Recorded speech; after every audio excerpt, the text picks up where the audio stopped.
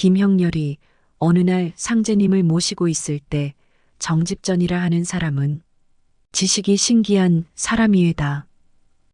저의 증조가 계실 때에 저의 집에 오랫동안 머물렀나이다. 동리 사람들이 보릿고개를 앞에 두고 걱정하였는데 이 걱정을 알고 금강을 가리켜 주어서 고생을 명쾌하였으며 많은 영삼을 캐어 병든 사람을 구제하였고 지난 임술년에 경상도에서 일어난 밀란을 미리 말하였나이다. 저의 증조께서 그의 지식을 빌어 명당 하나라도 얻어서 그 여움을 후세에 끼치지 못하였나이다. 이것이 오늘날 저의 한이 되는 일이로소이다고 여쭈는지라. 듣고만 계시던 상제님께서 가라사대 그런 훌륭한 지혜를 가진 사람이 어찌 남인 너의 집에 밥을 헛되게 먹으리요. 천리의 극진함이 털끝만한 인육의 사가 없나니라 하셨도다. 상제님 좌편에 계신 환혜님의 말씀을 듣고 깨달음을 얻어 수행하는 예언무국도 도인들이 지식이 신기한 정집전입니다.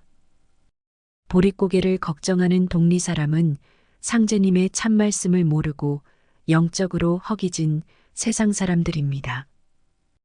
금강을 가리켜 주어서 고생을 명쾌하는 것은 후천을 갈 수 있는 바른 길을 알리는 이치입니다. 영삼을 캐어 병든 사람을 구제하는 것은 기운을 받아 시료 공사를 하는 이치입니다. 밀란을 미리 알리는 것은 심판과 구원이 함께 있는 병겁을 알림입니다.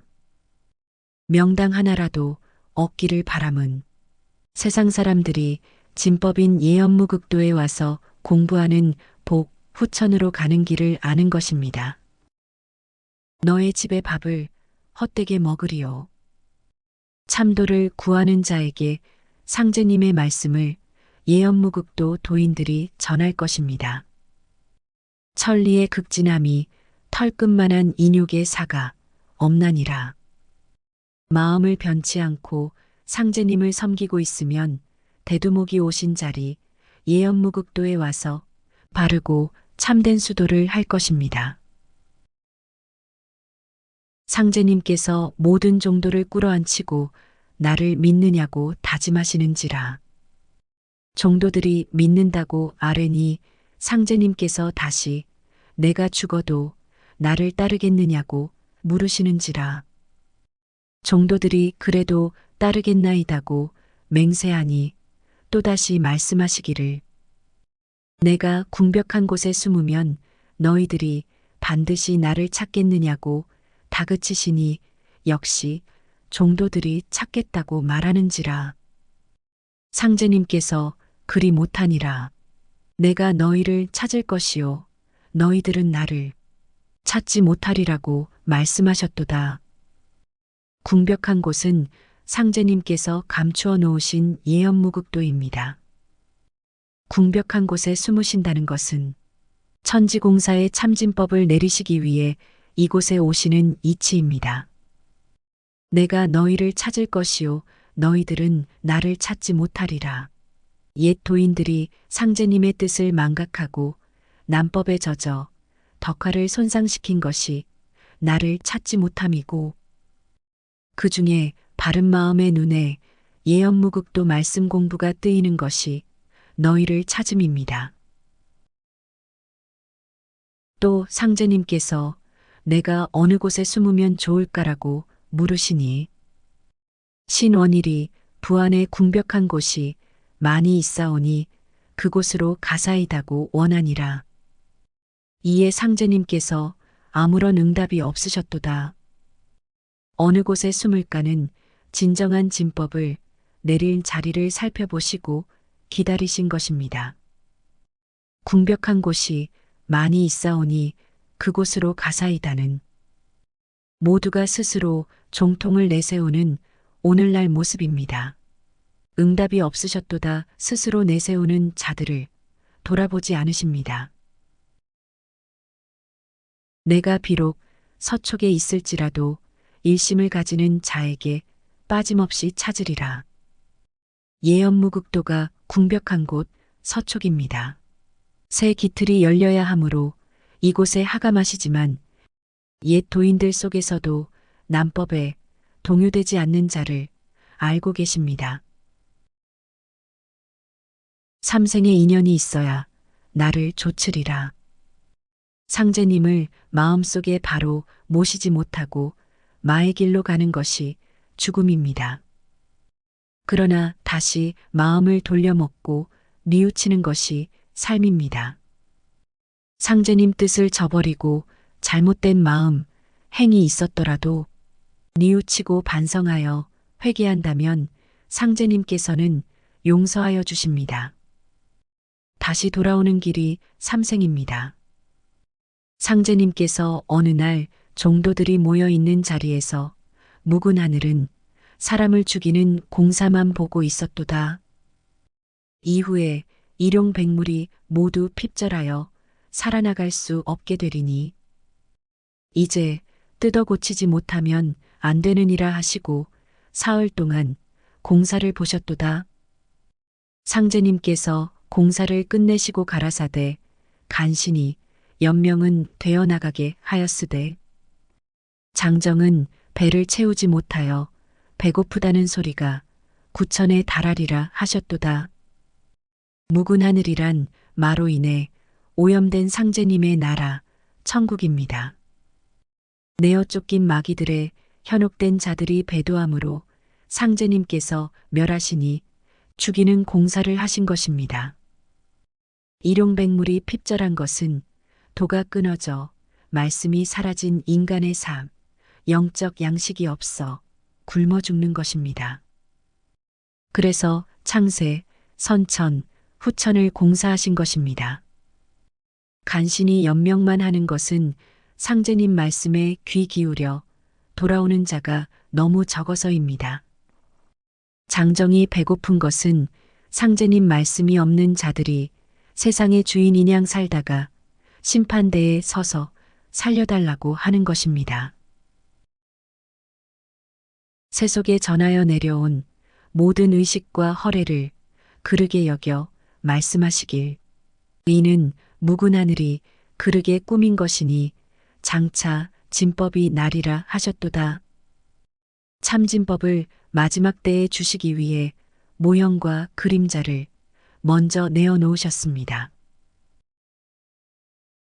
상제님께서 와룡리 신경수의 집에서 공우에게 너의 살과 나의 살을 떼어서 쓸 때가 있으니 너의 뜻이 어떠하뇨 물으시기에 그가 대하여 말하기를 쓸 곳이 있으시면 쓰시옵소서 하였도다. 그 후에 살을 떼어 쓰신 일은 없으되 다음 날부터 공우가 심히 수척하여지는도다. 공우가 여쭈기를 살을 떼어 쓰신다는 말씀만 계시고 행하시지 않으셨으나 그 후로부터 상제님과 제가 수척하여지오니 무슨 까닭이옵니까? 상제님께서 살은 이미 떼어 썼느니라. 묵은 하늘이 두 사람의 살을 쓰려 하기에 만일 허락하지 아니하면 이것은 배은이 되므로 허락한 것이로다고 일러주셨도다. 상제님과 공우의 살은 묵은 하늘의 역할을 맡아 하신다는 뜻입니다. 후천 공사를 하시지만 떼어준 살만큼만 묵은 하늘의 일을 더 하셔야 완전한 새 하늘의 일을 이루시는 것입니다. 배은은 천지 공사의 차질을 뜻합니다. 상제님께서 교훈하시기를 인간은 욕망을 채우지 못하면 분통이 터져 큰 병에 걸리느니라. 이제 먼저 남법을 세우고 그 후에 진법을 내리나니 모든 일을 풀어 각자의 자유의사에 맡기노니 범사에 마음을 바로하라. 사곡한 것은 모든 죄의 근본이요 진실은 만복의 근원이 되니라. 이제 신명으로 하여금 사람에게 임하여 마음의 먹주를 겨누게 하고 사정의 감정을 번갯불에 붙이리라. 마음을 바로 잡지 못하고 사곡을 행하는 자는 지기가 내릴 때에 심장이 터지고 뼈마디가 퉁겨지리라. 운수야 조컷만 목을 넘어가기가 어려우리라. 인간의 욕망은 모든 것을 자기 뜻대로 되기를 바랍니다. 이제 먼저 난법을 세우고 세 분의 모습으로 오셨지만 강령으로 한 분이신 상제님께서 난법을 세우신 것입니다. 인세에서, 즉 묵은 하늘의 역할을 일부러 맡아 하신 부분입니다. 난법이란 법을 따르지 않아도 당장 심판받지 않는 상태입니다. 종도들, 옛 도인이 그렇습니다.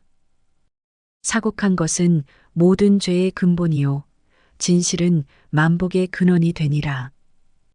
그 중에 참도를 행하는 자와 난법을 행하는 자가 있습니다. 그 후에 진법을 내리나니 화천 이후 천상계 보좌에 계신 모습으로 진법의 도통주를 대두목에게 주셨습니다. 진실한 마음을 변치 않고 상제님을 믿는 예언무국도 도인들이 진법의 도를 새로이 닦고 공부하였습니다. 이제 신명으로 하여금 새 기틀이 열린 도가 밝혀지는 때입니다.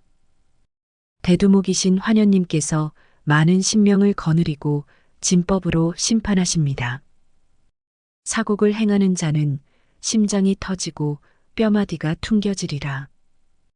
자신이 죽고 조상도 소멸됩니다.